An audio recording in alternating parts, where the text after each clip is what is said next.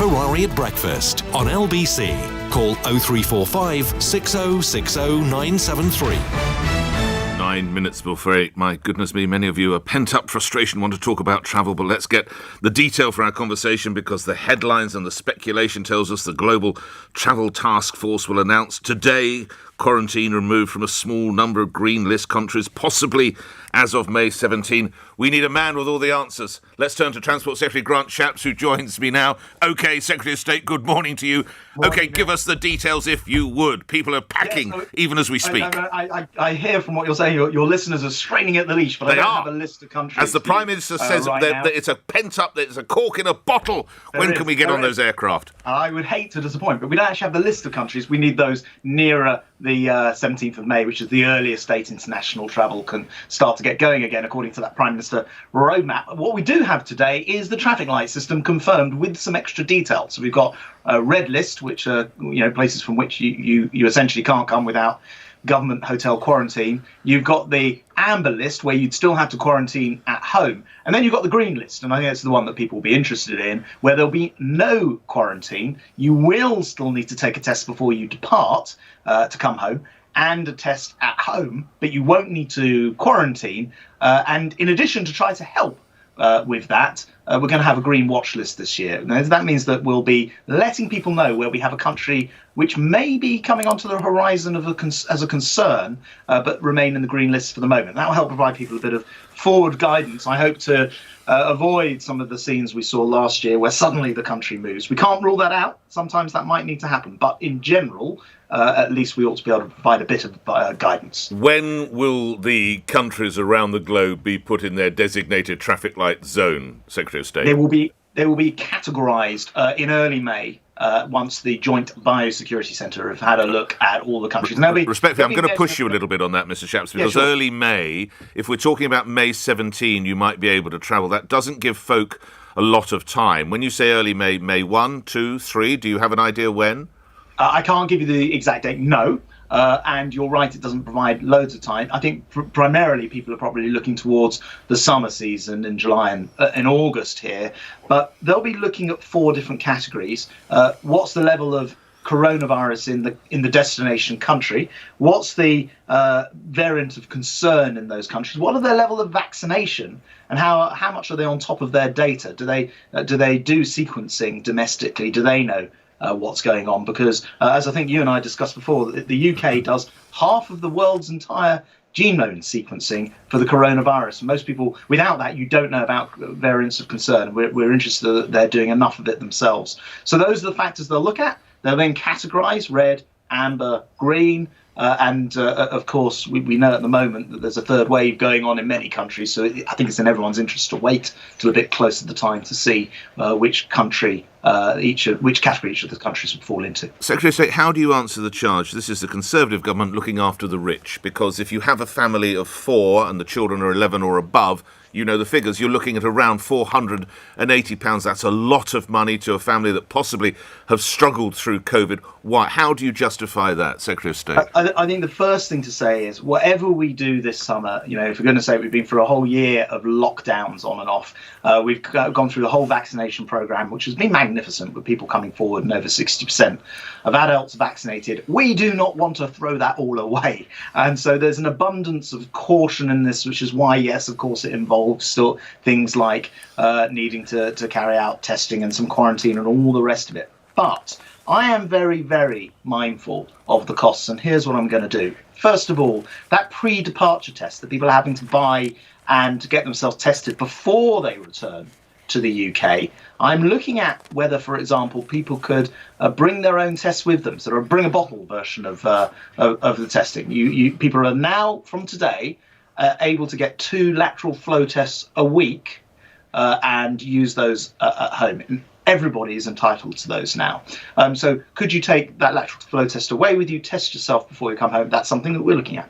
Secondly, that test when you come home, I agree with you, they're too expensive. They're provided by private providers, and we're going to be having a very close look this next few weeks at why the costs are not being driven down, and perhaps even look at removing some who only seem to be offering very high cost PCR test, the gold Sorry, standard. when you say removing them, what do you mean by removing them, Secretary of State? So at the moment we have a situation where there are a whole list of private providers, and you can find them on gov.uk. I You can just see. search for them. Now, you'll see a massive range. The last time I looked, they range from about 65 quid up to a couple of £100 per test. Of course, the quality of the test, that must be the gold standard. That's understood. Right. But why is there such a range? And why is that cost not coming down? Do we need more providers to create more competition? So that's something I'm going to be working with the travel industry, with the private testing providers this next 2 or 3 weeks to drive that test down. So we can try and make this as cheap and convenient as possible. But here's the thing, explain to my listeners, I don't personally, but they might have had both doses of their vaccination. Yes. They're coming back from a green light country, that is to say one the government deems to be the most minimal risk, and they need a PCR. But fortunately, it's no longer. If to go and see Grandad, I can just get a lateral flow test to get into a care home. Yeah. Why can I get away with a lateral flow to visit a care home, but I need a PCR to come back from a green light country? It's a great question. Well, I'm grateful you say that. That's what I'm put on earth to do. And as Transport Secretary, you're put on earth to answer it. Stick with it. Right. The answer is our biggest concern are variants of concern. And what we don't know, even with 2 vaccinations yet, though we might do later in this summer, is the extent to which you might still be a carrier for a variant of concern, even though you are yourself somewhat or entirely protected. Nearly entirely protected. So that is our concern. Now we're looking to the scientists to answer this, and I've put in place 3 checkpoints in this whole system. So 28th of June, 1st of July, and then June, July, and October. 28th of June, the end of July, and the 1st of October, in order to check that what we've got in place is still scientifically appropriate. So that's the point. We're going to make sure that we can answer your question. Do you still need to have a test if you are vaccinated? But in October, Secretary of State, that's a long ways off. October, isn't it? Oh, the October one is, but you've got the June one first, and that means that we'll be able to have an early look at this and decide whether or not we need to stick with what we've got. So we've got 28th of June, 31st of July, 1st of October. And on those dates, we'll be looking at the system itself. So you and your colleagues, quite rightly, protecting the health of this country of people coming home. Yet you'll be aware, earlier this week, we learned, on average, 8,000 people from overseas arrive in this country. In some instances, a gentleman from Peru being allowed in because he said he wanted to see Big Ben. So we're very tough on Brits trying to travel. Indeed, I get a £5,000 fine if I'm trying to travel illegally. But someone comes in to see Big Ben. You sure you got your priorities right, Mr. Shapps? Well, people right now, of course, as you rightly say, shouldn't be travelling at all. And the reason that we know about... But we let a bloke in to see Big Ben. Well, the reason we even know about those things is because we have the passenger locator form, and we're able to explain the situation, which is you see Big Ben, but you're going to have to quarantine before you're able to see Big Ben. And what address are you going to be staying at? And by the way, we'll probably send someone around to that location to check on you. And in 10 days' time, you can go and see Big Ben. So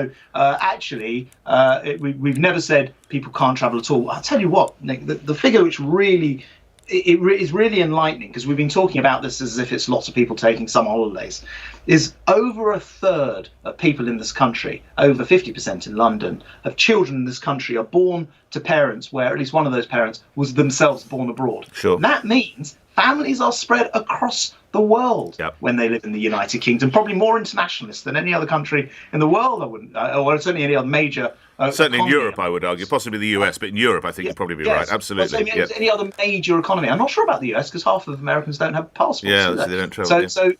So we all talk about getting to see people and being reunited as we go through these unlock stages, the next one being on Monday in the UK. But what about people being able to see their families abroad? And I want to try and help people reunite with their families. And that's why this traffic light system, giving people a framework, I think is so important. Couple of last things. The headline in one of the newspapers today, you and I have spoken about these before, 81% of motorists don't feel safe on smart motorways, according to research done by IAM RoadSmart, formerly the Institute of Advanced Motorists. You still sticking to them, Mr. Shapps? Yeah, I am an advanced motorist. I took their test once, many years moons and you ago. passed, clearly. I did. So you're a pilot, you're an advanced motorist, so you'll be a sea captain next, but on you go. I don't think I'll be adding it to my CV. I'm very concerned about road safety, but I'm concerned because we have over 1,700 people dying a year on our roads, although we have amongst the safest roads in the world. I think possibly the third safest in the world, something like that. 1,700 deaths is 1,700 too many, and including those who die on smart motorways. I do have a dilemma, right? As you know, when I came in as Secretary of State, I set up a stock take immediately because I had my own concerns about these roads, and the facts of the smart motorway are a little bit more complex because, in fact, per 100 million miles driven, fewer people die overall on those roads. So I've asked the Office for Rail and Road, that's a regulator, an independent regulator, to do a further analysis of the figures so we can all get to the bottom, because we hear lots of claims and counterclaims. But I've also forced Highways England to go through a series of 18 different things to improve the safety on those roads, including stop vehicle detection radar, including many more stopping places, rescue areas, and many other features as well. And that work's ongoing. I just made a statement to Parliament a couple of weeks ago about it. I'll be saying more in the next few weeks. Final question. We're looking forward to Monday, the next step as part of lockdown in England. What's going to be first for you? Nail salon, going to the pub, hairdressers, or work out at the gym? Grant Shapps. I already have a Tuesday barber's appointment booked, so that's early, but that's Tuesday. I think it has to be a pint outside at the pub. All right. Thank you for your time. Have a safe weekend. Grant Shapps appearing here on LBC, where the time is 2 minutes after 8. News is next. On your radio, on Global Player, and Play LBC. leading Britain's conversation. This is LBC. From Global's newsroom at 8 o'clock, the government has confirmed further details of its planned traffic light system to allow